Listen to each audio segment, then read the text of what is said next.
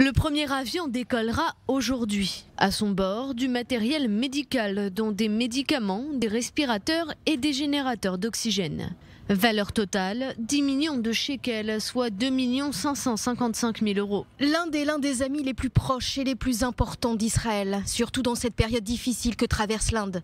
Nous la soutenons et envoyons du matériel de sauvetage à nos frères indiens. Une aide internationale parmi d'autres qui ont afflué ces derniers jours.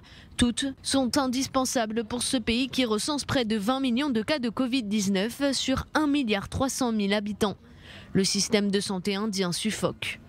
Nous avons informé l'administration que nous ne disposons pas de la quantité d'oxygène nécessaire pour travailler. Nous leur avons demandé de nous aider, de nous réapprovisionner en oxygène, mais ils ne nous ont toujours pas répondu. L'Inde déplore près de 220 000 morts depuis le début de la pandémie. Un chiffre impressionnant attribué à des rassemblements religieux et politiques autorisés ces derniers mois et à la gestion du gouvernement jugé trop laxiste. Le gouvernement a très mal géré la situation. Il a été incapable d'anticiper la férocité de la deuxième vague de l'épidémie. Et c'est pourquoi la colère monte aujourd'hui dans les rues. Nombre de pays maintiennent leurs frontières fermées avec l'Inde, aux grandes dames des étrangers contraints de rester, parmi lesquels des milliers d'Australiens. Si notre gouvernement se souciait de la sécurité des Australiens, il nous autoriserait à rentrer à la maison. C'est une honte. Monsieur le Premier ministre, vous avez du sang sur les mains. Pied au mur, le gouvernement indien multiplie les restrictions.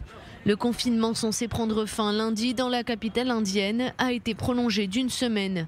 Depuis samedi, la campagne de vaccination a quant à elle été élargie à tous les plus de 18 ans, soit 600 millions de personnes environ.